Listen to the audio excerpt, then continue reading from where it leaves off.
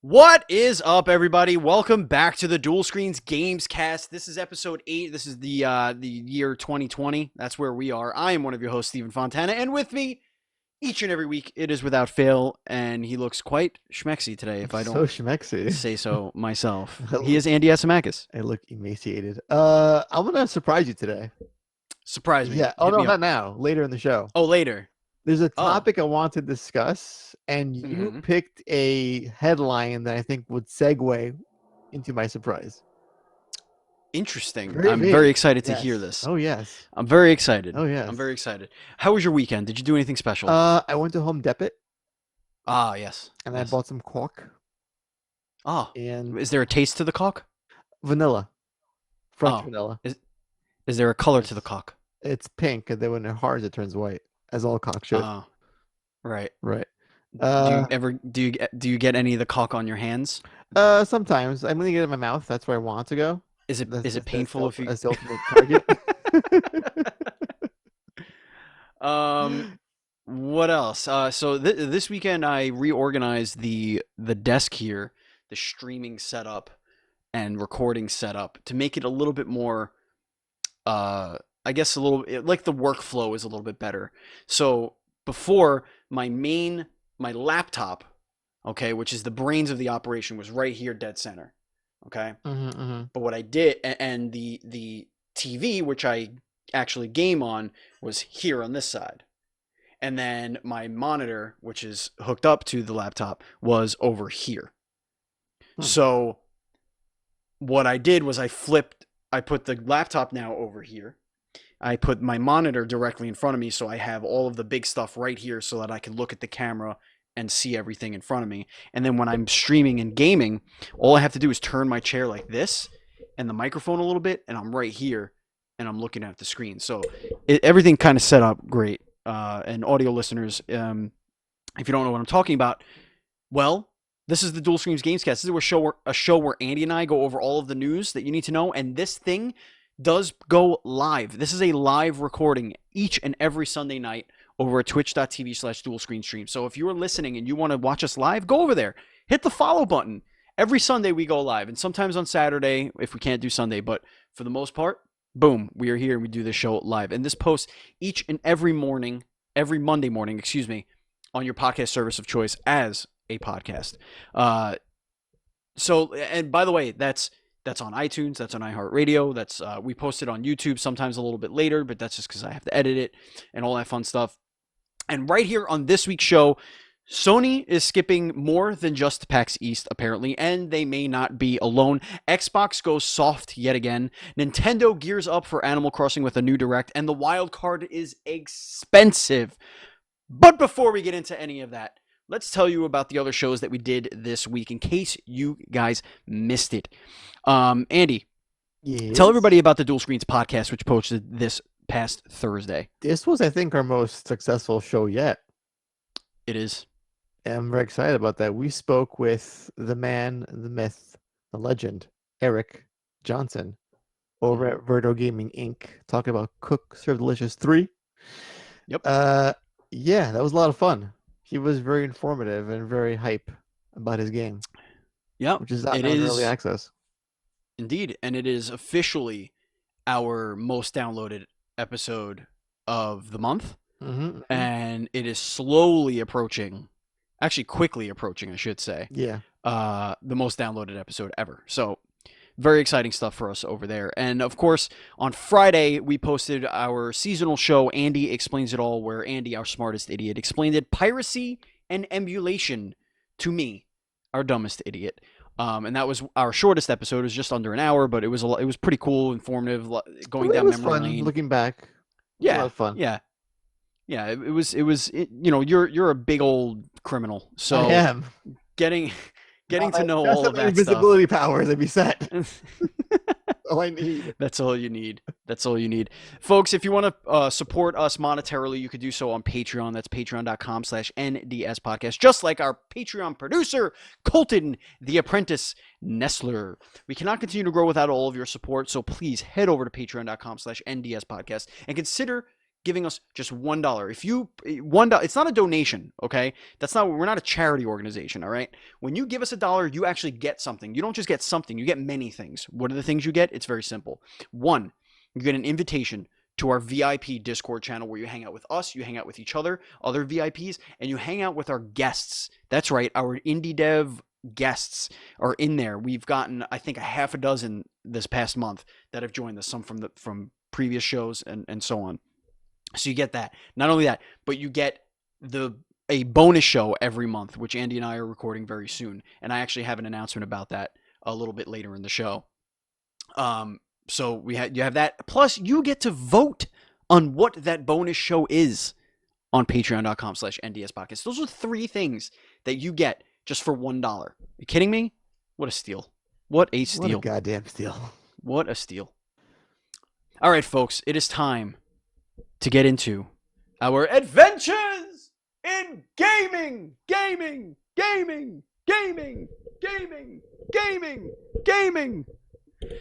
Andy, Yes. what have you been playing? I've been playing a lot of old school shit lately. Mega Man X6 on my Switch. Why? I don't know. I hate myself. It is one of the worst games in the entire franchise. Oh man. But it's like a guilty pleasure. It's just so bad, and the poor translation is just a sight to behold. Oh yeah. You crack up. It's like reading one of my drafts on the website with the missing words and just. Oh god. Yeah. Those are interesting. But solid. Those are gameplay. interesting. Some dumb boss names like Metal Shark Player, Commander Yamark. Why? Rainy Turtleoid. It was just it was a poorly translated game, and it was pushed out the door way too quickly. Yeah, whatever. I guess they knew people were gonna buy it anyway. They did. We got 2 more after that. Well, X7 is the worst, but we'll get into that later. I'm almost done with Owlboy. Okay, and good. I may have finished something else that we can discuss during the post show. During the post show, which you can get if you're a Patreon supporter at patreon.com/NDS podcast. Great plug. How about you? Indeed. So I also have some things to talk about in the the backlog compatibility. What? Backlog? You went from backwards compatibility. I know. That's what I'm doing. The backlog accountability club is what I'm trying to say. We definitely have some stuff to talk about there. But a couple of things. I've just started the Android saga in Dragon Ball Z Kakarot, which I didn't play very much this week, but for other reasons. Part of those other reasons is listener of the show, friend of the show, has gotten us into Final Fantasy XIV to do a challenge at PAX East at some point. We're gonna fail at that quite miserably. We are definitely gonna fail. There's after playing. So can I just buy the shirt? I'll buy the shirt. Yeah, can we just buy that? I'll just buy the goddamn shirt. So I'll buy all. We got into. So you and I got roped into this, but you have not played with Philip. Not since our first night, but you got it yesterday. I got it. We actually did a mission together. Yeah, like proper play. So let me explain something. So they did Stormbringers, which is the latest expansion, but what they did with this is they, I guess, allow you to do like level skips and story skips, so you can kind of just start right where the new content is with a maxed level character. So essentially what we are right now is I'm a level 70 scholar or whatever, which is like a white mage, battle mage kind of mixed together. Pretty cool. I'm enjoying it, but I'm like going around unlocking other things. I unlocked samurai, I unlocked dancer, I unlocked what was the other one? The gun breaker and stuff like that. But the issue is I'm learning all of the mechanics of the game at the end of the game. So everything is difficult. Everything there's nothing easy I could do that isn't boring as hell. Like I could still do all my level 1 through 10 missions and all of that stuff because I still have them. But they're not challenging because I'm level 70 and it's like I can't learn anything because I'm killing everything in one hit. Or like 2 hits. So essentially, what we've been doing, and what we have to do leading up to PAX is continue to practice our rotations and how to work the controller and all this stuff. So it's been quite challenging. Although I will say, the quality of the game, there is so much to do. If you are an MMO fan and you have the money to like have a subscription every month, I definitely think you should do it because it's probably the best MMO that's out there right now. Like, I think it's fantastic. And then of course, Andy, Hmm. you know what's happened. What's You know what, and you know what's happened. what's happened? Uh, the other game that I played. Tell me. That's right. It's Apex Legends. Okay. I just want to get one thing straight. You Yes. were begging me to give you Resident Evil 2 and Control for weeks. Yes. Hmm. Have you touched them yet? No, not yet. You're the worst person that ever lived It's on gonna planet happen. Earth. It's gonna No, it happen. won't happen. No, no, no, it will. I don't think it Because will. well, maybe when we get to the backward again, the Yeah. backlog You're going accountability backwards. club, you will. The results may shock you, Andy. Okay. All right, so it is time for my minute of Apex Legends with Steve. Minute starts now. Andy, let me tell you something. I finally got enough crafting materials that I could get another legendary outfit. What did I do? I bought a legendary outfit. I got one for Bangalore because I didn't have anything really cool for Bangalore to wear, so now I'm excited. I get to have that for Bangalore. Bangalore is one of my favorite characters. Um, Speaking of favorite characters, do you know what I got to do? I had a match where we came in third. It was with two randos, and I did, dude, I did like 1,400 damage, and I had what did I have? 6 kills. 6 kills, 1,400 damage. I was just on fire. And I had to do this with strangers because of one reason. Because Mike Kirsch abandoned me. Mikey Kirsch abandoned me for the love of his life, left me for an entire weekend to just go and be with some, as far as I'm concerned, and in my mind and in my imagination, a floozy. Because that's the only thing she could be. Because she stole him from me. And that is a minute of Apex Was that a Legends. timer you set for a minute? That's correct. I'm still stuck on Bangalore as a character name. Bangalore's great. Bangalore's awesome. So you are the other woman in Kirsch's life. Well, speaking about things you like Apex, there is some indie news I think you'd appreciate. Hit me with it. There's a game that's being released on March 12th that's called Keep a Kitten Alive, which is hitting the Switch and PC. Well, it's called A Street Cat's Tale. Keep the kitten alive. That's pet ownership. Like that's not The special. weird thing is, it's like a homeless kitten on the streets of a city, Okay. and you gotta keep it Okay. alive for 10 days. And then what? It goes back to its home planet. I don't understand why it's a 10-day limit. Just take it home and watch it. And Oh my God, Andy! I just got the greatest idea for a video game. no, don't say it. Asymmetric survival horror game, like Uh-huh. your Friday the 13th. Right. 8 cats, 1 elf. Yeah, I feel like this has to be reality. So wait, you play as a... Oh, I got it. You play as a cat lady. And the cabin, there's your house with cats in it, and Alf comes at night. And you have to just run You have from to- cabin to You have to run cabin. to cabin to save the cats from Alf. Oh my God, so good, so good. There actually is in another indie update that I want to pull up here. This one is actually pretty incredible.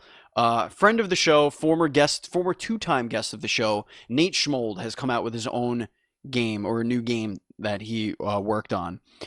It is called Psychic Table Tennis 3000.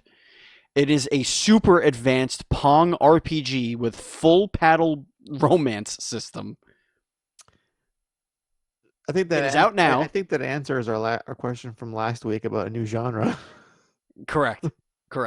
So We this found it. is This is a brand new game. It came out I think a couple of weeks ago, and Nate has actually given us codes that we could play. So we're gonna play that on stream very soon, and then we'll do a review and all that fun stuff. Make a video. I'll do a first play of it for you guys. So, and then of course, we're gonna get Nate back on the show because obviously, right? We need to. It's long overdue. We have to. Yeah, way long overdue. Super long. Due. Are you ready? Over. Are you ready? Am I ready for what? To get into the show. Oh, man. 15 minutes, 25 seconds. Know, it's time to get into the news. This is great stuff. Get the blood going, guys. Get out of your seat. Get out of your seat and get the blood going. You know what I mean? Just get things moving. Get things moving around. Let's do some squats. All right. Andy, hit us up with this first story. So remember, ladies and gentlemen, this is how this thing works. We're going to pick the 4 biggest news stories, one from Sony, one from Nintendo, one from Microsoft, and one from a wild card. But before we do that, we're going to tell you the stories that didn't make the cut. Andy, hit us with the first story. Looks like PUBG's getting some cross-play action. Now PS4 players and Xbox One gamers can play together. Hell yeah.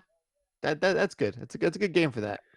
Listen, there's just one game that needs to get off their ass and get it done, as the chatter said in our chat, and that's Respawn. Come on, get the Apex Legends. Get the crossplay, man. You need that shit. Come on, man. What are you waiting for? You can have Buzz be your backup wife, and when Kirsch can't make it. That's what I'm saying. You know what it is? It's like Kirsch is the major leagues, and then Buzz Killington would be the minor leagues. Right. Speaking of the minor leagues, our next story that didn't make the cut. Major MLB The Show 20's minor leaguers don't have to be paid for their names, and here's why. And this is coming from Polygon. So apparently for years, there has been an agreement with Sony and MLB that they always had the rights to use minor league baseball players' likenesses and names.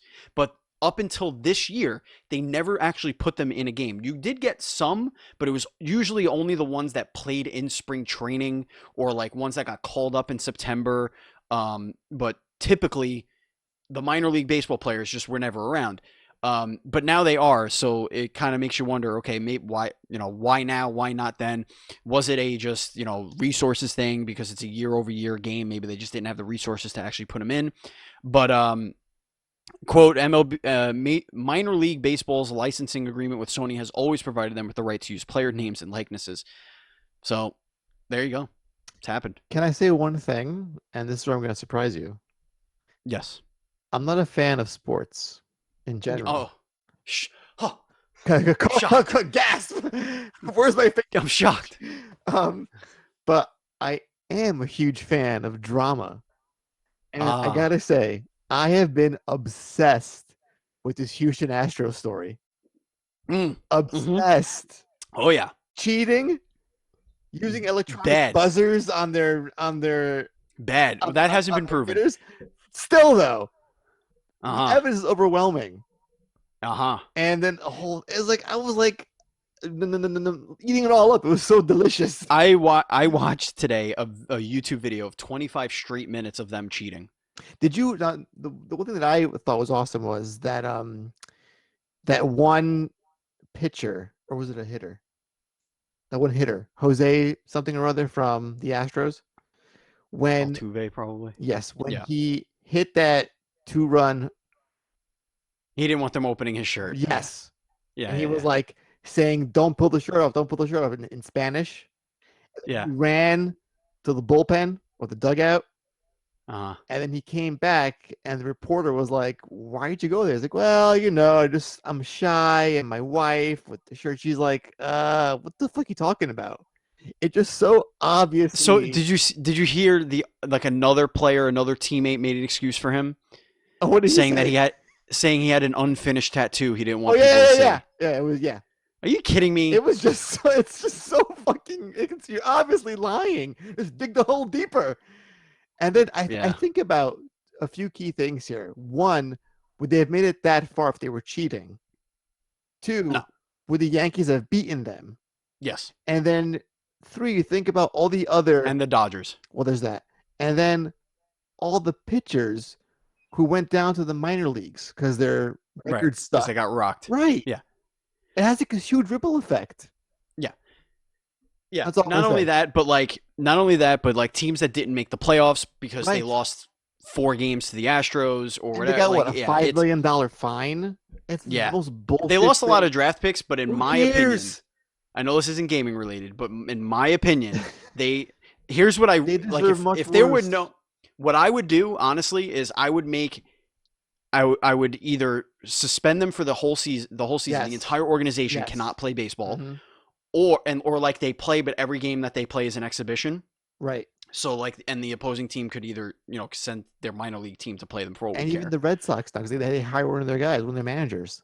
Yeah, but that's not that bad. That doesn't bother me because it was the assistant coach. He was hired by the Red Sox.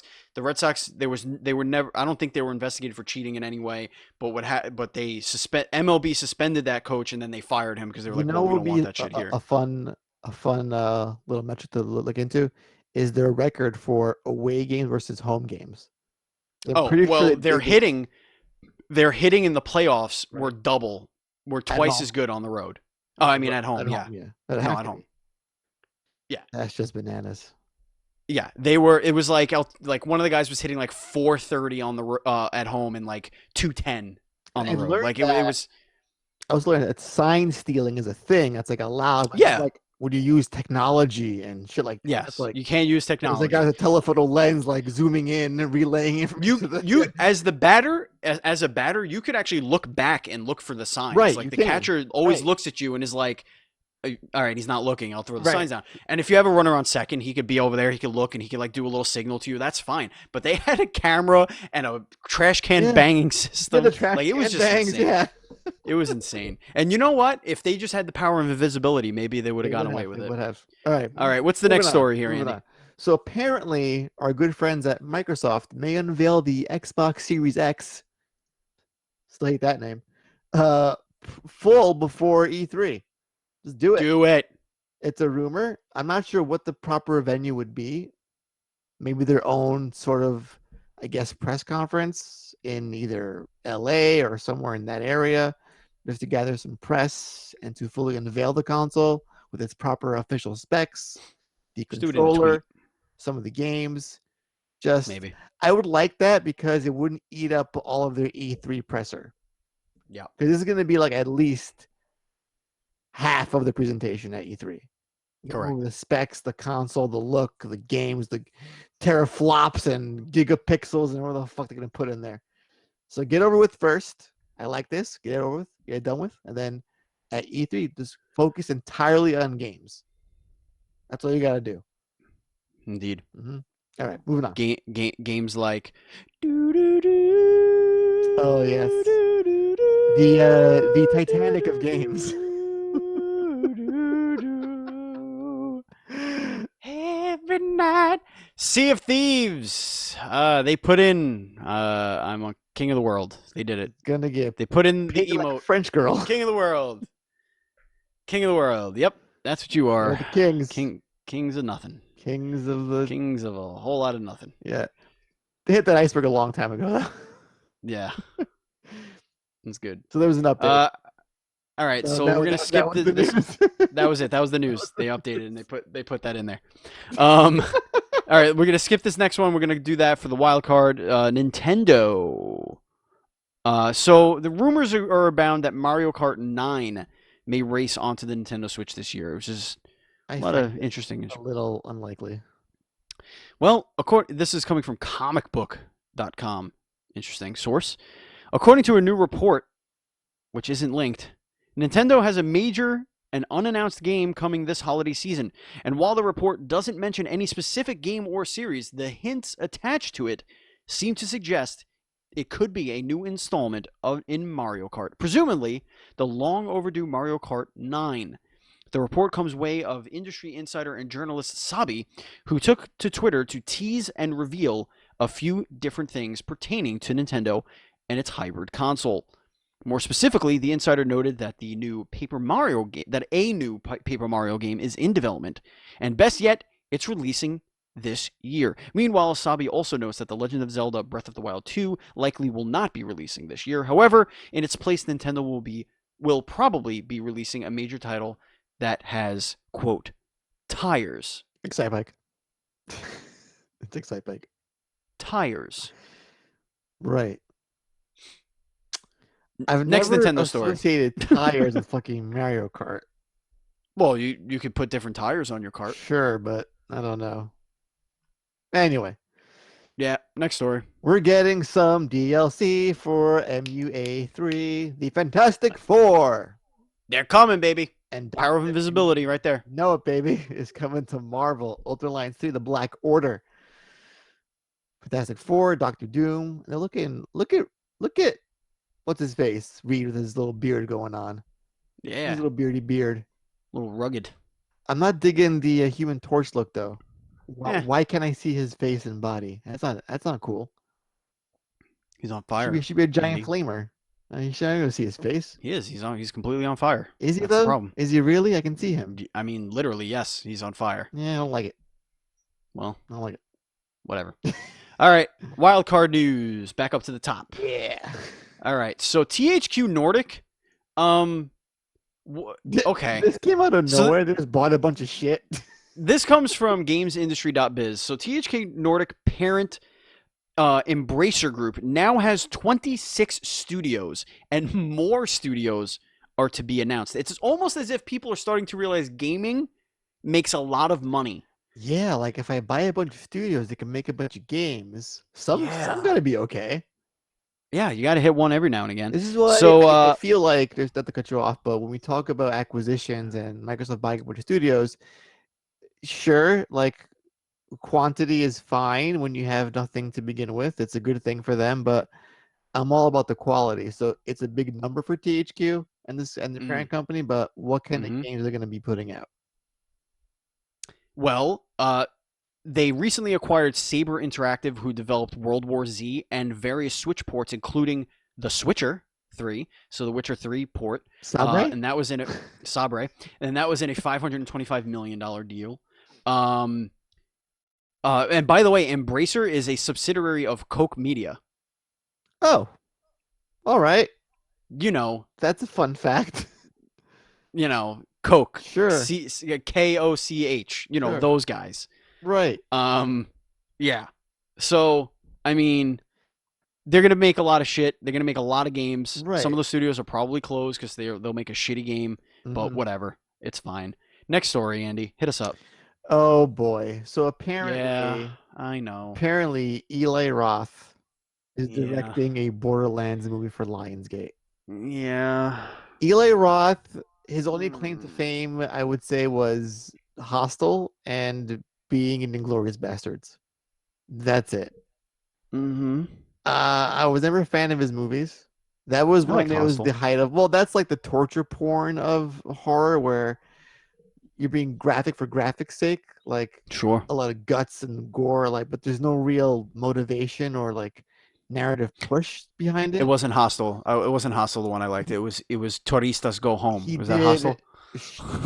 Oh, that was the tagline for Hostel, wasn't it? I don't know. I thought that was its own movie. He recently did a film called The Green Inferno, which was about a bunch of activists going to the jungle to prevent a tribe from getting decimated by landowners to cut down the Brazilian rainforest, but they were a cannibal tribe. So the cannibals captured the activists and ate them.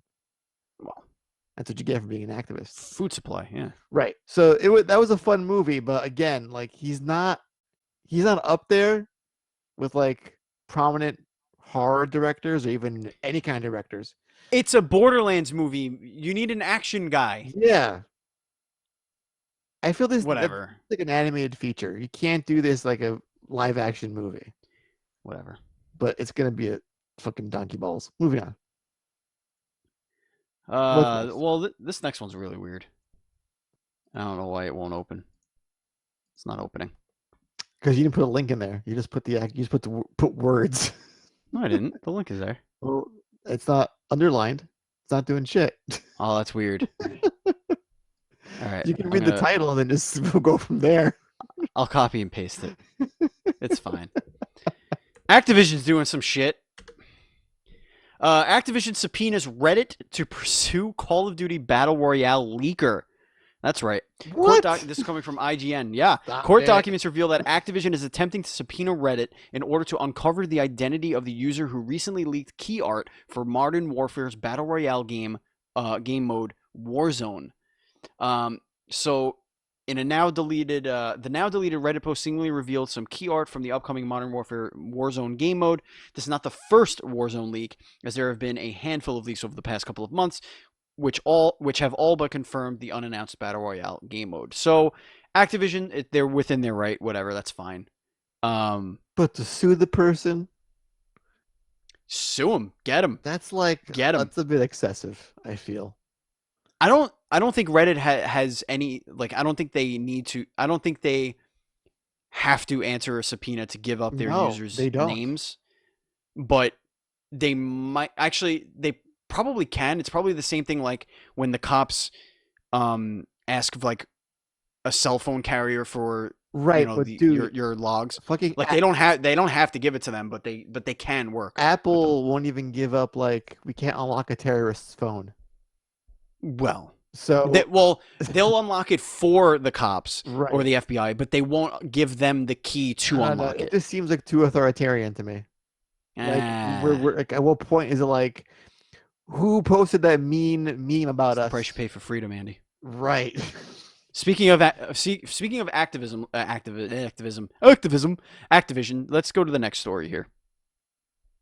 Oh yeah, this is dumb and weird, and I hate it so much. Mhm. So apparently, there's going to be an update for the localization of Persona 5 Royal. Oh, that's not the one I was looking at. Oh shit! Well, Hold on. No, Activision. Oh, no, the next shit. one. I missed it. That's all right. I got it. Oh I got yeah. it. Oh yeah. Yeah. Sorry. Bethesda follows Activision, and now Bethesda's games are off of Nvidia's GeForce Now. So that thing is sinking quick. So this is going to be the make or break for Street Cloud service streaming. It's what games are on your platform and on your service. Sure. 'Cause if they're pulling their shit and you have nothing to bolster your service, then why am I But- going to buy into it? The thing that doesn't make sense, Andy, is that like the whole advantage of this was it's supposed to be games that you own already that are on your PC. Right. You're So if supposed to I just be own- able to stream. If I own Fallout 76, then why would I? 'Cause it's not a great game. But could you imagine, like, well, you can't play this game on this system now because we don't want it there. Right, exactly. It's insane. The only thing that I could think is a reason for this is that maybe that hampers their ability to negotiate exclusivity with something like a Stadia or whatever. Like maybe like, oh, Stadia is Google's gonna give us $10 million for our catalog, and GeForce it's nothing because it's on, you already own the game, so And they're not GeForce, yeah, because right. You know what I mean? It's like they're not gonna pay for it. So maybe they're just like, hey, let us negotiate with other guys first before you start giving our game away for free. Essentially, it's not being but given it's not for free because they bought though. it. Yeah. Yeah, but it's the ability to play it anywhere, because right now, if you wanted to play Fallout 76 anywhere, you had to buy it multiple times and put it on those systems. But I can't play it on my phone. No. So what's the No, difference? you can't. But you can with Stadia if they go to Stadia. Right. It just seems weird to me. And you're going to have to buy it through Stadia. Right, so I'll buy it a second time. Who's going to Exactly. do that? So essentially, well, Bethesda doesn't want to lose out on that money. they're going to get no money. No one's buying That's right. games on Stadia. That's what I'm saying. That's what I'm saying. All right, back to more nonsense. As the chatter says in the chat, GeForce Now can be played on a $175 potato. Yes, it totally can.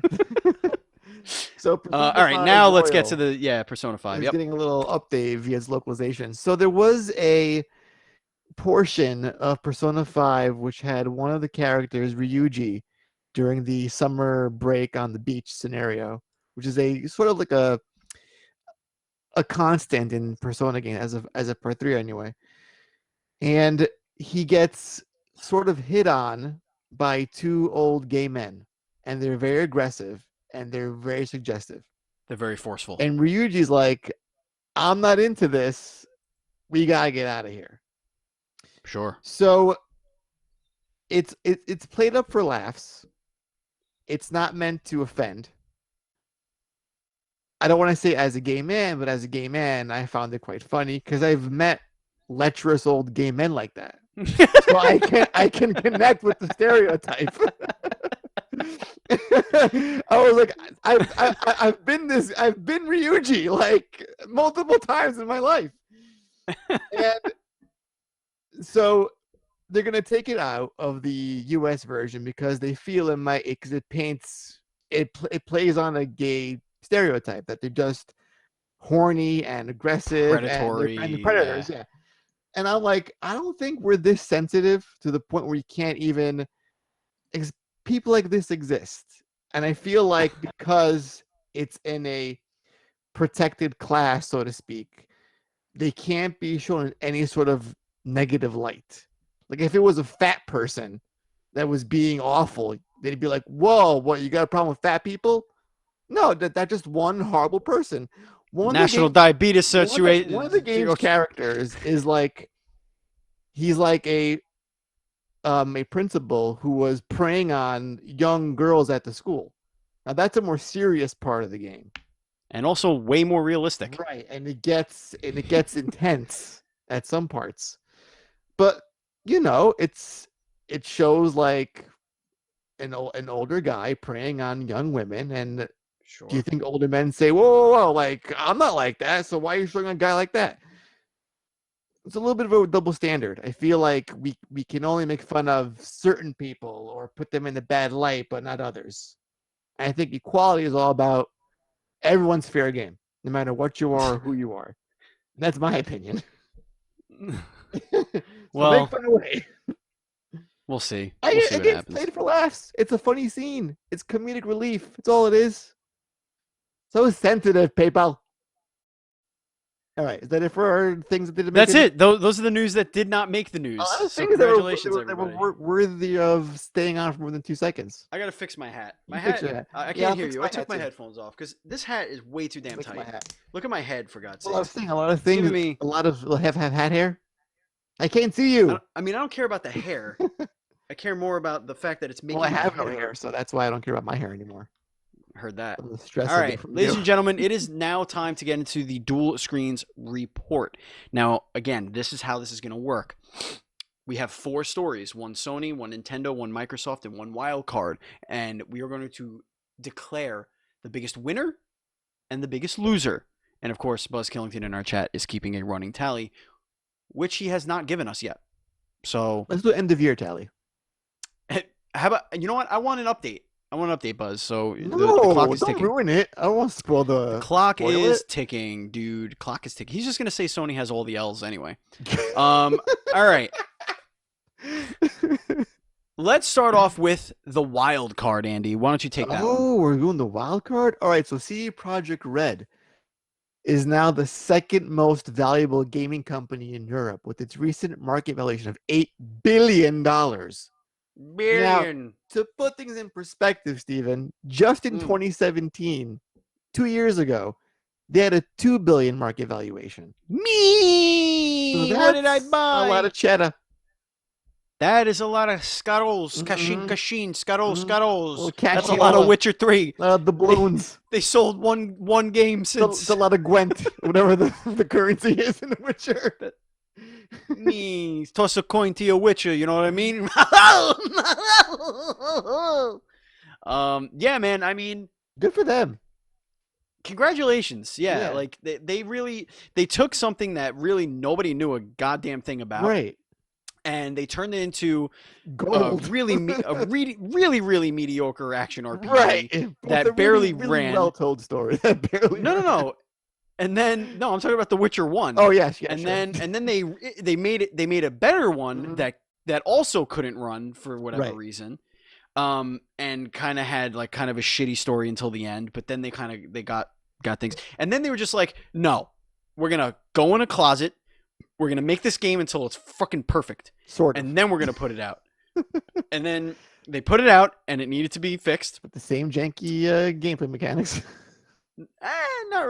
No. They just had to fix some of the movement and camera stuff. And then they did, and the text on screen, they fixed that. Sure. And then it's like one of the best games on this generation. It's my game of When you generation, think without a about it, doubt. even before they release Cyberpunk, they have 3 games to their name. Really, when you think about it. Am I correct in saying that? Well, Most of them. I they may have made other things that we don't know about. I feel like they're one of those kind of. I feel like they're one of those companies that like I put don't out know, dude. things. I don't think They, so. This might be it I for mean, them. they did put out that Gwent game. That is Sure, but true. that's still part of the Witcher series, so it's like, well, we had the Yeah. game already built in the other game, so From the studio that made The Witcher, now it's the game and from the that's about game. it. Yeah, I think Cyberpunk is going to be a true test because there's so much hype behind this game, and anybody that did get to go hands on with it says that it's incredible. But the people that have had their hands on the game have almost always had their hands on the PC version of the game, Hmm. and I have a feeling we know it was that game was delayed because of its inability to run on base model PS4s and Xbox All right. Ones. Are you ready for this? The Yes, Witcher, sir. The Witcher 2, The Witcher 3, The Witcher Adventure Game, Gwent, Thornbreaker, The Witcher Tales, and Cyberpunk. Those are their There you games. go. 6 games, $8 billion. Hmm. All So, right. You can take the next I one. One for yeah, yeah, yeah. yeah. All right, let's.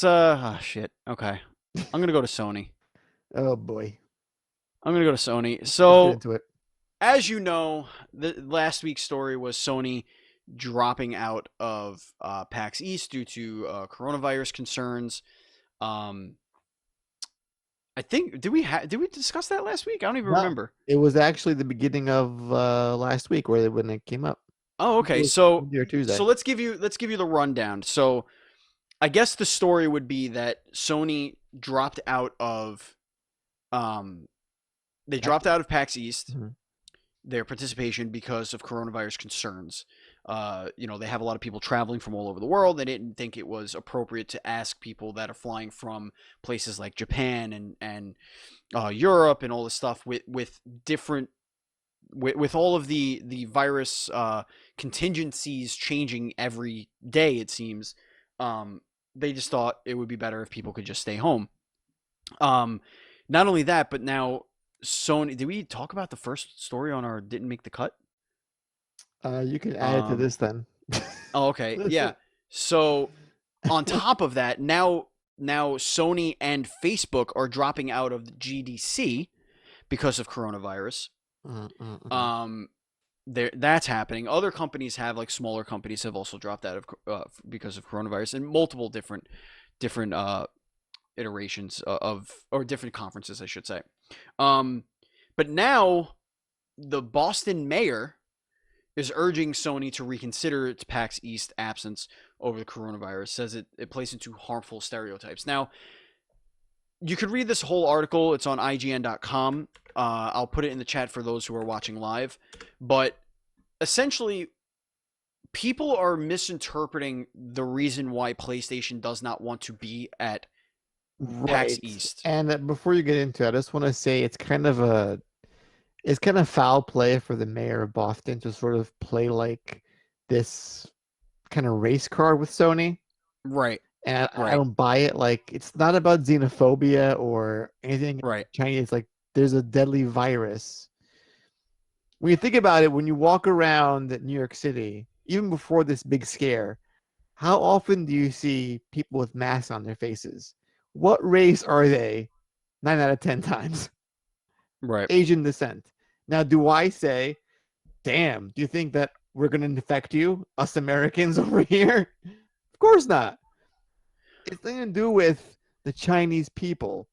It's about, again, there's this epidemic that's claimed thousands of lives in China, more than we know about, likely. It's fucking Yeah, China. if 4chan is to be believed, and somebody told me about this on 4chan, but apparently people are posting videos and pictures of corpses being burned in the streets, Right. people being locked in their houses from the outside, Right. with actual physical barricades, essentially not getting food. Yeah. Now I want to go to our mailbag because Mike Kirsch actually wrote a question regarding this, so I don't want to have to dip twice. So he says Sony announced this week that they would be skipping PAX and GDC due to coronavirus. People are obviously upset because they were looking forward to playing The Last of Us Part 2, but many are also arguing that Sony has lost touch with its base again. Others are saying that Sony is reinforcing harmful stereotypes against Asians by assuming that all Asians potentially could be carrying the virus. Do you think that Sony is being overly cautious, or do you feel like they are justified? So I want to make sure that I get Right. Kirsch's And it goes question out. conversation. So Yeah. Go so ahead. I want to piggyback off of what you said. Yeah. So this has nothing, and if you actually read Sony or PlayStation's words, and more so Facebook's words, if you read those, I feel like it's almost impossible to think that what they are saying is that no, the people of the convention are going to get us sick. This is about people traveling from around the world. Mm-hmm.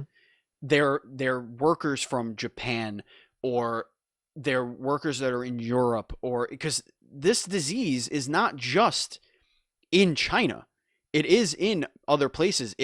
There's over, I think, 300 cases now in Italy. It's in multiple places. So essentially, what I can guess has happened is they probably got emails from their partners in other countries saying, "Hey, our airport, or are we really going to do this? Or are we sure that this is the right thing to do? We don't think that we're going to be able to make it." And maybe Sony just said, you know what? Maybe it's better that we don't put this on our people to have to travel and go from all over the place and go to this thing. We're going to the convention. We know that there's a risk going. Both you and I know that. Mm-hmm. We know that who knows what people are carrying? Who knows? Maybe like I was reading something about the contractability or whatever it is Mm-hmm.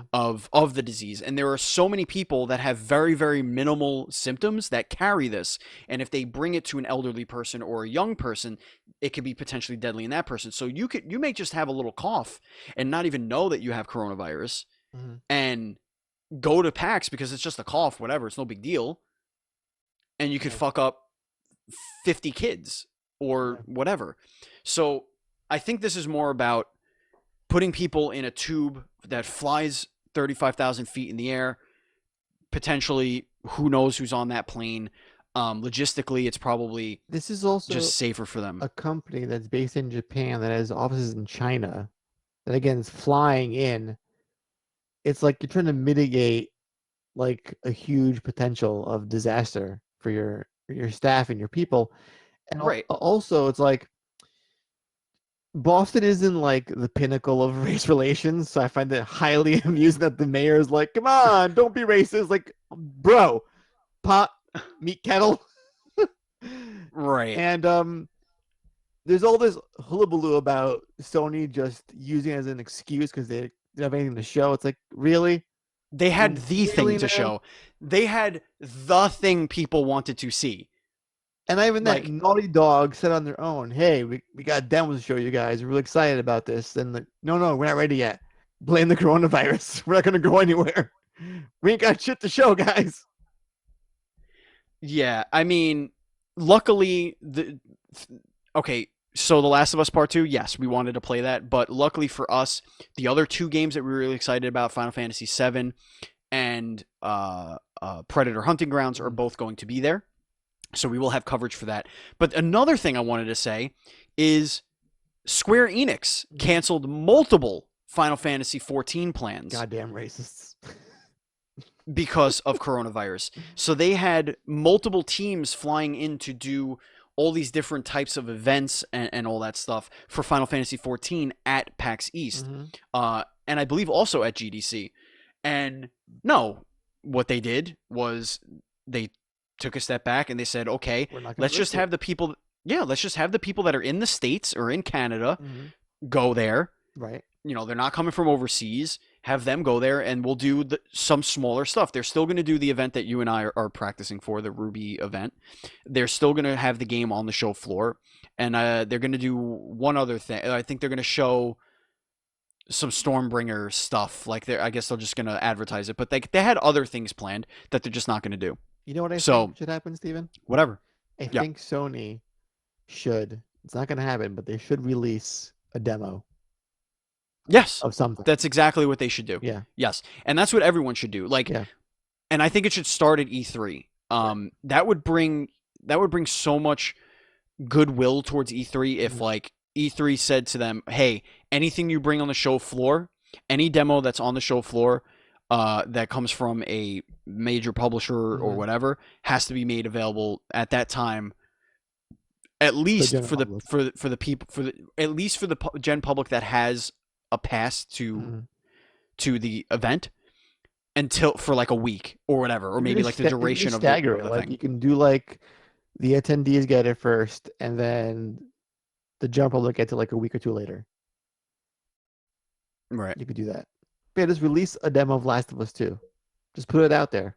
The game's anyway. Yeah, they might do that anyway. Unrelated to this, but I think that in general, I think all the companies should do that. I think demos are probably the best way to sell a game. Yes, you have the risk of killing a sale with a demo. Sure. There's always that, but like with streaming now, like I could watch somebody play a game and see if I like it. Like Bloodborne, watching streams of Bloodborne sold Bloodborne to me. Me too. That's how I got into Bloodborne. I was watching these two dudes. They had a 24-hour channel, and all they did was play Bloodborne. I was living in Colorado. I'll never forget it. I was like, "Oh, what's this new game?" And I watched them for like 6 hours. And like, let's remove this whole like bragging rights situation of I'm going to go to so and so and play the games. You can't play them because I got the early access and I'm privileged. Like, let's all be involved. Like, we're all part of the conversation. We all have the same passion for gaming. Like, let us all enjoy it together. Like, you'll never beat being on a show floor, but can I at least play the games at home if I can't make it? I get that it's part of the privilege too. Like, I understand that, but at the same time, you're putting a paywall on a demo. Do a closed door demo for things you're not going to release to the public yet. But things that are on the floor, like that are open for everyone to play and look at, yeah, let them get out there. I don't get it. Indeed. All right, that is Sony. Andy, why don't you get into Nintendo? Oh, Nintendo. We got a Direct, sort of. We did. Not the one everyone wanted, though. Everyone feels that they're owed. We got a Direct for Animal Crossing. About fucking time. It looks amazing. It looks like it's perfect in every way. Isabella's back, and that's all that matters. Do you want to go? So this article is what, 11 things we learned? Why don't we go over those? Let's see. I'll open it up. You got a smartphone full of apps. That's kind of neat. Oh my god. Yeah. All right. So you're gonna have new facilities available that you could create. It looks like there's like an aquarium, which is pretty cool.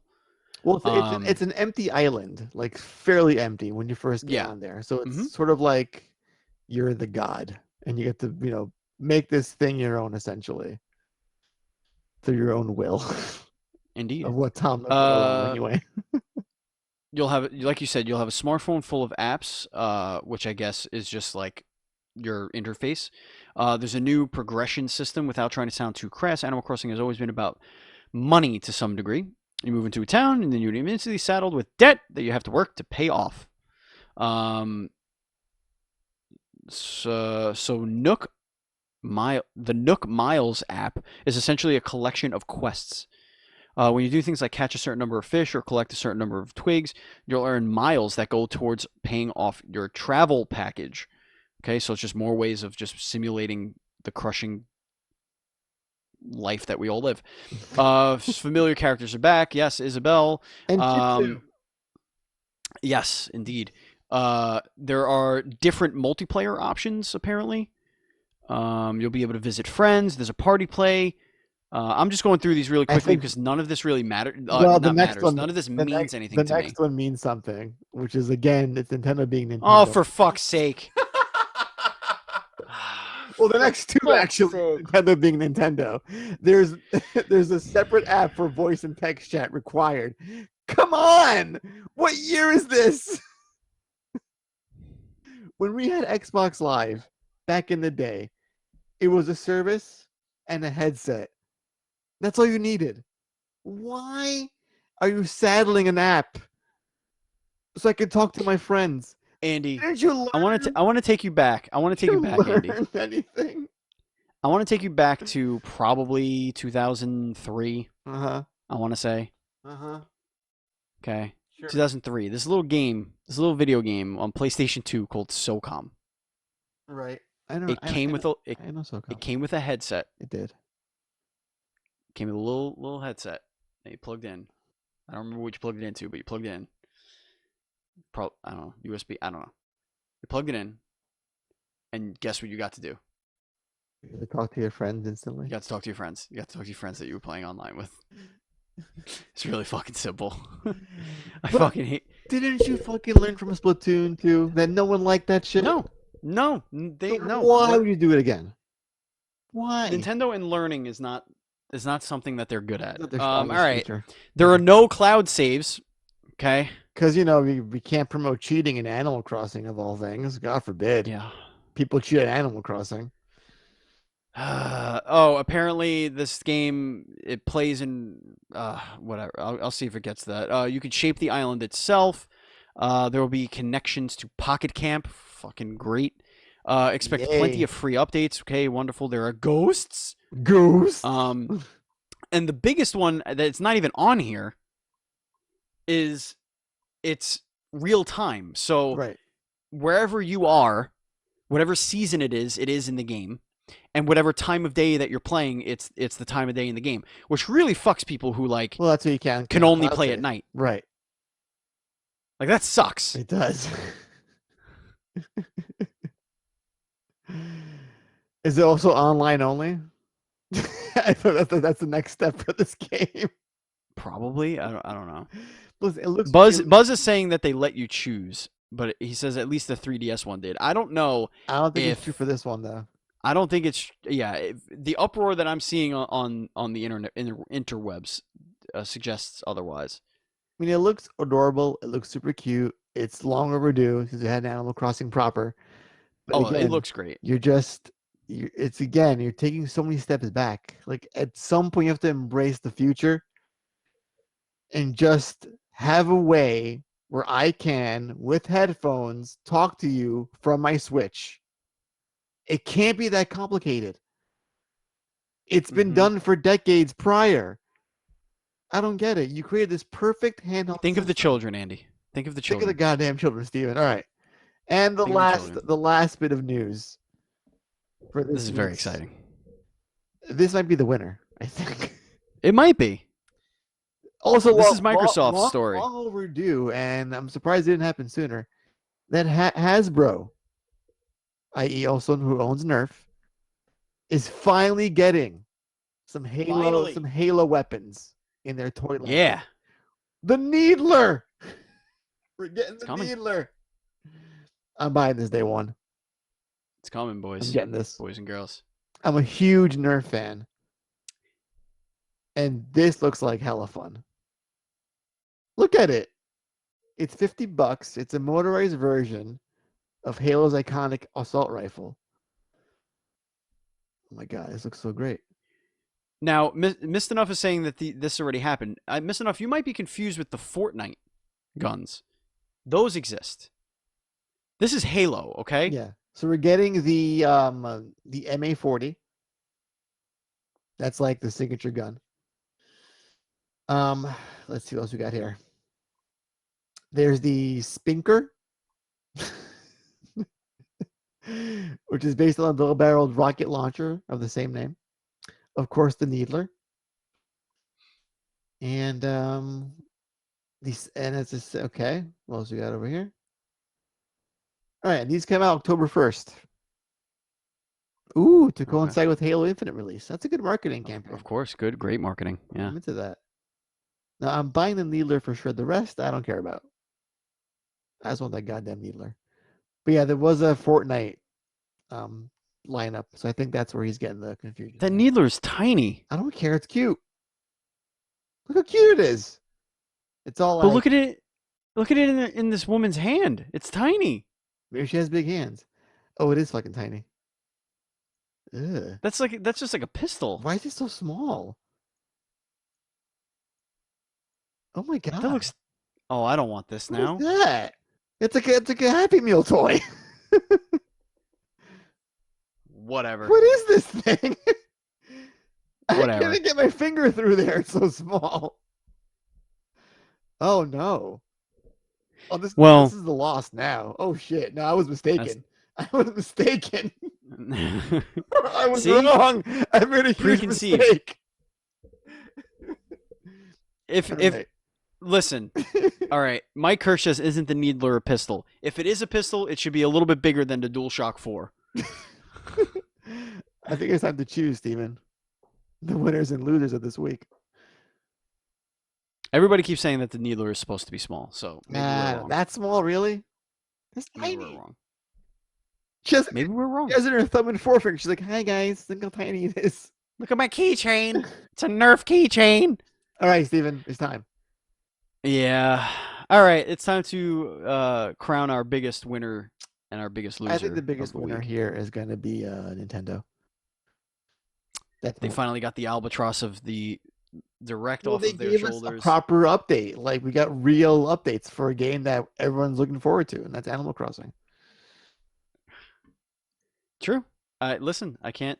I mean, they were close with CD Projekt Red because it's a huge thing for them. But all right, you're worth money, but Nintendo's worth a lot more. So who gives a shit? So yeah, Or so they say. you're right. If it was like a Cyberpunk update, like here's a demo came out, then yeah, I'd give it to them. But nope, we've come a long way from showing off kneecaps last week Oh, the kneecaps, yeah. to an actual proper update for Animal Crossing. And An update on the Nerf story here. Missed Enough had said that they already had these, but it turns out they are from Boomco Guns, not Nerf. so Okay. Nerf is just copying, just going the bandwagon. No, they got the license. All right, so yeah, I'm going with you. I think Nintendo gets the W here. I think they finally showed that what they are going to be putting out, regardless of the Nintendo flaws, because Nintendo don't do what Sega does or anybody else does. Sure. Um, Who's your biggest I loser? think the loser is probably unfortunately Sony, only because of the optics that they're having Right. to and all the hoops they're gonna And have to jump through. I'm gonna agree with you on this one because it's even though their rationale is, I think it's sound. Like you're trying to just prevent death among your people. Um, the perception of it is that you're backing out. It's both this and GDC, and it's also off the cuff of the E3 announcement. Yeah. So you're not looking too great. Like Oh, that's actually a piece of news we should talk about. Jeff Keighley oh, was that dropping out. was that this week? Or That was this week too. Oh. Yeah, Jeff Keighley dropped out of E3, and he cites essentially he essentially says that he doesn't like the direction that they're going. I think he but knows things that we don't know. Yes, yeah, and that's scary. Because Jeff is a bit of a camera whore, and I don't see him Yeah, stepping down because he's always in the limelight when he's at E3. He's like has a big stage presence. yeah. So for him to step down is a big deal. And again, it sort of like helps, you know, justify Sony's decision. But our argument was, well, E3 isn't what it used to be, and things like PAX East or GDC or Gamescom are more prevalent spaces for their announcements. But when you pull out the two big ones, it's like, oh, well, what are you doing now? What's left of the year? Right. You got Gamescom, you got Paris Games Week, you got Tokyo Game Show, which is, Japan's not far from China, so I don't get how that's going to work. But again, I think it's just the look of it from the gamers is not great. I think the biggest issue that E3 is having Mm-hmm. all started when, well, they started a while ago, but I think they exponentially got worse once they opened it up to the public, because the show all of a sudden became less about showing the cool shit that's coming soon to selling something to somebody. Yeah, you're selling the chance to be there. It's like, you want to be part of this exclusive tribe that comes to E3 and then no one can get into? Give us $1,000 and you can come to the show.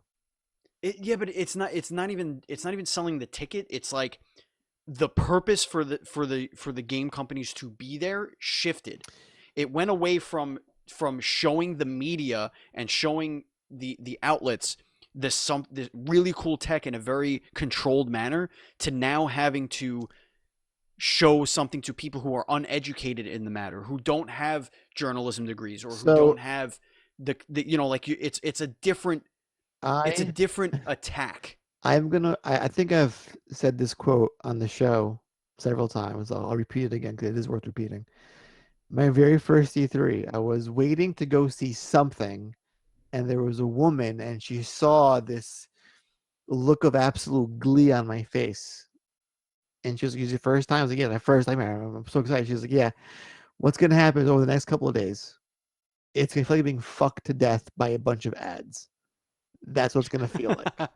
And she was like, "It is not what it used to be. It has changed." So don't want to like burst your bubble, but that's what it'll feel like. Like, sex is great, but you're gonna be a fucked to death, essentially. And I was like, "Great, thanks for letting me know, lady." She was mad cool though. But yeah, she had a point, and she saw where it was going. It's a giant commercial, essentially. It's a marketing Yeah. campaign. It's a marketing festival. Hmm. Um, And I get it. You like, have to sell your product, but it's less about being able to let it sell itself. You're right, but pushing it but on the people. but the game companies that go there, they don't want to do that. They don't. That's not what they want to do. They want to sell a message so that journalists and media outlets can then And propagate that form, to the masses.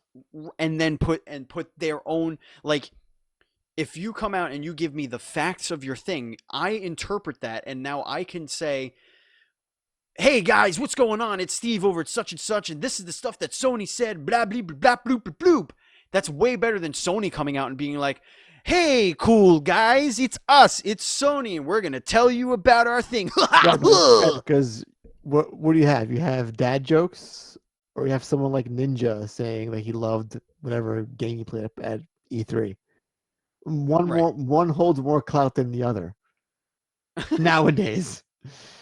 Right. And I feel like you know, there are companies, there are media companies that used to love going to E3 because they were treated with respect and like royalty. Right. Media outlets, because it was all about them. It was all about giving them access to something Because incredible.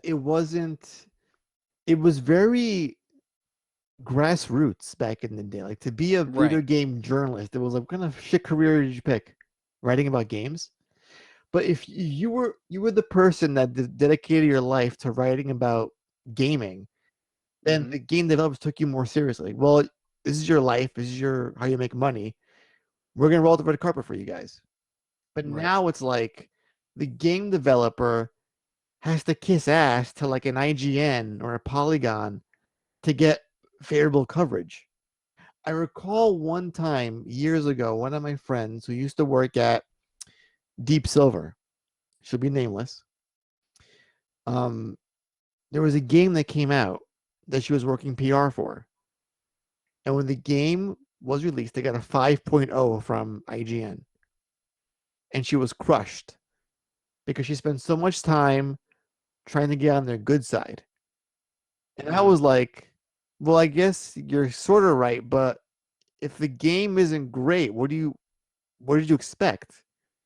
Like, did Right. you think taking them out to dinners or having private press events and schmoozing them, like, you're trying to buy a good score? Like, is that what you're trying to do? So the whole thing is morphed at this really bizarre sort of industry where it's just like you have the developers trying to placate to the coverage writers, and then they have to make us, the consumer, want the product. Right. It's very strange. Yeah, and but now what they can do is they could circumvent those media outlets, Yes, and they can. they could really give you this sick vertical slice Right. while they're selling Monster Energy drinks and Right. gamer fuel into your mouth. And now They right. we're so plugged in now. It wasn't like it was years ago. Like you had to read about ET in a magazine like a month later. Right. I think if they want to save E3, if they want E3 to be special again and like important, I think what they can do is they can make it a true hybrid event, but make the announcements and the presentations and all of that stuff media only, and make it be Wednesday, Thursday, Friday, and then Dude, do Saturday, Sunday for the fans, and it's just come play the stuff that's the, there. That's it. the thing that always bugged me about E3 was when people like IGN and they have like their own giant booths. Mm, They have like show floor footprint, which is odd to me for their live reporting. But they get in there a week ahead and they hmm play all the games.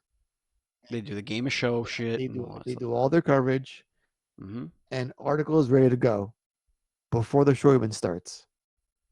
That's how it works for all major game journalists. That's how it's always been. So the Mm. idea of it being like this journalist only event from the get go, they're already kind of there. Way ahead. I know, they're not the target of the presentations anymore. Right. That's what I'm saying. Like Right. they're still the target of like closed door Right. shit that the public doesn't see, and that's fine. Right. But they're not like the game industries are placating toward a different audience, and it Let me muddles it down. It makes it way more commercial. let me ask you It's this. just not fun. Let me ask you this. What, Yeah, go ahead. Ask me what. what would you appreciate more? Would you appreciate an article from Polygon saying, "We saw a closed door demo of Final Fantasy VII. It blew our minds," or would you appreciate a video from Square Enix saying, "Here's gameplay footage of Final Fantasy VII"? You know what I'm saying? Mm. Like, I feel like there's that bit of like cockiness and like I'm better than you in the first one. Like, well, yeah, you got to go and you're describing shit, but just cut the middleman. Just show the thing, and we'll decide. Yeah, but yeah, I just think that would essentially turn E3 into a PAX. Maybe it needs to be a PAX. Maybe it Then does. it's not E3 anymore, and then E3 essentially moves. The Game Awards takes over what E3 was, All right. which is all about announcements Sure. and celebrating the industry and like all that You other can shit. announce things or you do your directs and your presentations. And those things are still streamed anyway. They're all And you're still gonna announce things at E3 because it's right. the middle of the year. But what I'm saying is like its its focus is no longer going to be industry focused. It's going to be consumer focused. Like I It is. appreciate the thing that made E3 so intriguing to me was that I couldn't go there, that I couldn't get in because I couldn't just buy a ticket and get in. Mhm. Like so I knew that whatever was happening there was special and it was something to work So towards, now you think and because that you can, it's less special. it's way less special. It's way less special. Way Well, when your less. attendance drops like nearly It's half. like Andy, it's like us getting our media badges for PAX, Right. right? We get our media badges, and some of our very good friends didn't, Mhm. and they had to buy their passes, right? Right. It feels good for us that we were able to get media passes, and it feels shitty for them that they weren't able to, and that they have to go as a attendee, Right. right? Like that sucks. Now, I feel like that is kind of what happened to a lot of the Jeff Keelys of the world Mhm. that work their ass off to get media access to or press access or whatever to the biggest show of the year, and it's no longer the biggest show of the year, and they care more about the people that are coming in and buying gamer fuel than they do about Right. people that are writing the stories about the games. Right. So, all right. Let's move on to the mailbag, and we'll hit up the chat as well. But before we do so, let's tell you about Patrick Hickey Jr.'s The Minds Behind the Adventure Games, which we plug on the show. When we say sponsor, they don't pay us to do this. Patrick is not paying us to do this. We don't get a cut of sales or anything like that. He helps us out in many different ways. He helps us with connections. He's a great ally for us. So we want to make sure that you understand that we're plugging this book because we believe in it, we believe in the product, and we believe in Patrick, and he believes in us. So it's a mutual beneficial relationship. I am actually quoted on the sports book. I gave him an advanced. He gave me an advanced copy of a bunch of chapters. I read it, and I have a quote that's going to be used in the book. I'm hoping maybe one day down the road I'll be able to write a forward for him or something like that. That'd be awesome.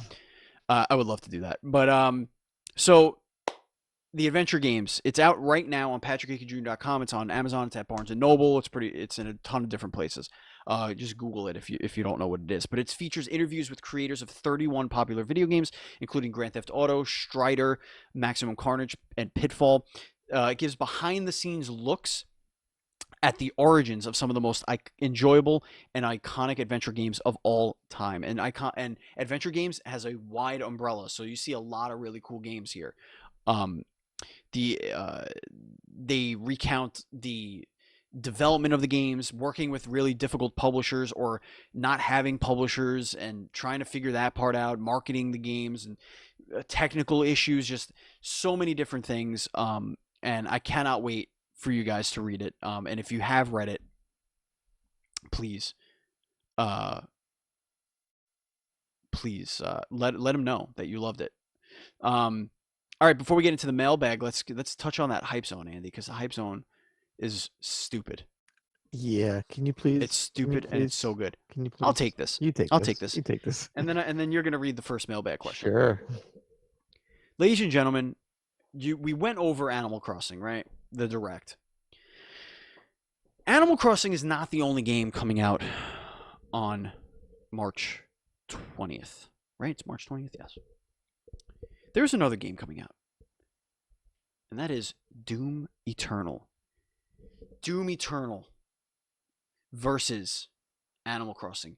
You would think that these two fandoms would be at each other's throats, ready to just murder each other with debt or guns. But no. I think debt is way more way more of a dangerous issue in our society than guns. We have to forgive all of the student debt. Bernie Sanders is Tom Nook. Redditors of the Animal Crossing, whatever you call it there, and subreddit. This whatever, I don't know. Reddit is confusing. And then the Redditors of the Doom Eternal Reddit are going on each other's Reddits, and instead of talking shit, they're coming together. Come together right now. So this is from the Animal Crossing Reddit. Redditors of Animal Crossing, I bid you good day as I come from the Doom community. Please know that we fully support your game as it launches at the same time as our game. Let us support each other and wish the best for both games. I wish you a hellishly good day. And then there's a picture in the Doom Reddit of Doom guy on a knee playing Pocket Camp, and they're both saying I'm a big fan. There's Isabel there. There's Isabel and Master Chief with thumbs up, or nubs up, as they don't have. There's a picture of Doom guy with Isabel's face on it with a double-barreled shotgun. Right. Hope we can scan our Doom Slayer amiibo to get Daisy and Slayer armor as villager. That's a fan art. This is all very cute. It's adorable, but these games aren't in competition with one another. It's if you're a fan of both, you're gonna buy both. You're not gonna say, I can only buy one. Did I say Master Chief? I meant Doom Slayer. You did say they look exactly the fucking same. They look the same, you jerks. All right, let's get into the mailbag. Andy, hit us up with that first question. All right, this Peter from Discord. Since Mario Kart 9 is in the talks for the year now, I'm going to go with a AmeriCard question for tonight's show. Who is your favorite go-to character when you play? And what is your favorite racetrack from the history of the games? Can I go first? Yeah. Okay. I play Wario because Mario. I think he's the person I most identify with as a human being. Fair enough. And I always had a soft spot for Koopa Troopa Beach on Okay. N64. It has one of Okay. the best tracks. It has a wicked awesome shortcut. Wicked awesome. It's just yes, and it's not super easy, but it's not like a fucking Rainbow Road either. Mm. Yeah. I'm not good with names of tracks and stuff, so I'll describe it and you tell me the name of it. Okay, this is gonna be fun. I think it was the Donkey Kong themed one. Sure. In 8 Deluxe. But I go with either Dry Bones or Boo. Right? Sure. Why? I just like them. I just like the way they look. Yeah, you like them? Yeah. I'm not just aesthetically, they're pleasing to me. They look badass. They're punk rock. You know what I mean? Devil horns, punk rock. You know what I mean? They look like they don't take no shit from their Oh, moms. DK's Jungle Parkway? Is that what it was called? It's one where you go up and then you go into a giant tree stump or some shit like that. Sure. Like a tunnel in a tree stump. Sure. I think that was it. Okay. I don't know. That's the one I like. I like doing. I also I like the track that's just an oval. A really short Oh oval. yeah, that's a great one. Yeah. Just like it's a 5 laps and it's chaos. As it should be. And that's what I like. Let's go into the chat here. Yeah. How's it going, Mr. Enough says Tanuki Mario all day. Oh, that's a great one. He also says debt is terrifying. Buzz Killington says revert E3 back to how it used to be, media only at the conferences, but they also sell a virtual ticket for fans at home. I kind of to play the games and see all I'm on board with the whole reverting back. I think we should do. I think the big ones should have their own private, not their own live stream press conference for the world to see. But all of the sort of hands-on stuff should be like it was in private, intimate hotel rooms. Because nothing beat that. That was the best feeling ever. God, can you imagine those hallways? Yeah. Missed Enough has a couple of comments here that I want to read. When I was reading Tips and Tricks magazine, I didn't have anyone else to show me the inside of the industry. It was a different time. I don't know if E3 can be relevant with how information travels now. Like even when G4 was the biggest player in the game, we didn't have the amount of access to the industry that we do now. Right. So very good points. First of all, I'm gonna give a shout out to Tips and Tricks. That was like my most purchased magazine when I was a kid. Because of all the tips and tricks. It was great, a lot of fun. And yeah, I feel like again, we live in this kind of plugged in era where things even leak well before. We've had full lists of reveals coming out days prior to the show itself.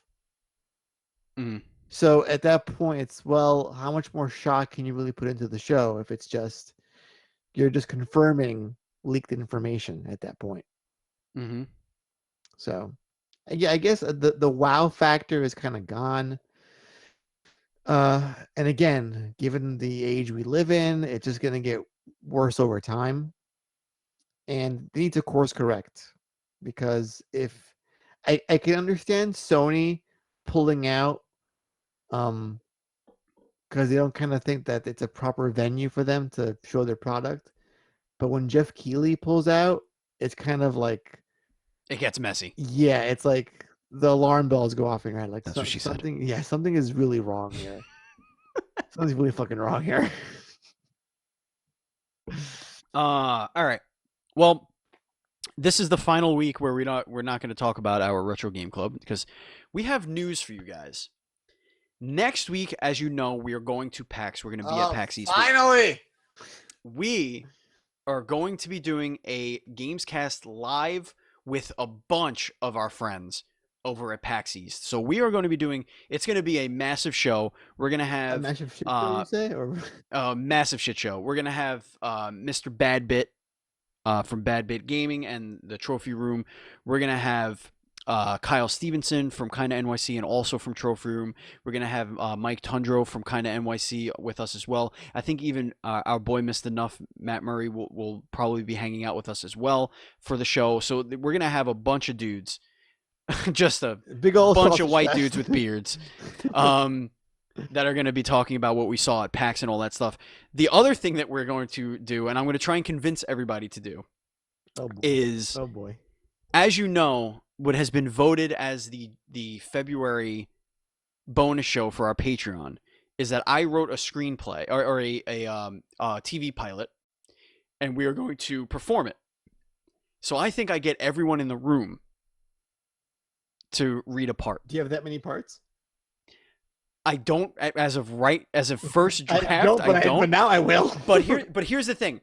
So the first episode of the show that I was going to do doesn't have that many parts. It has really two.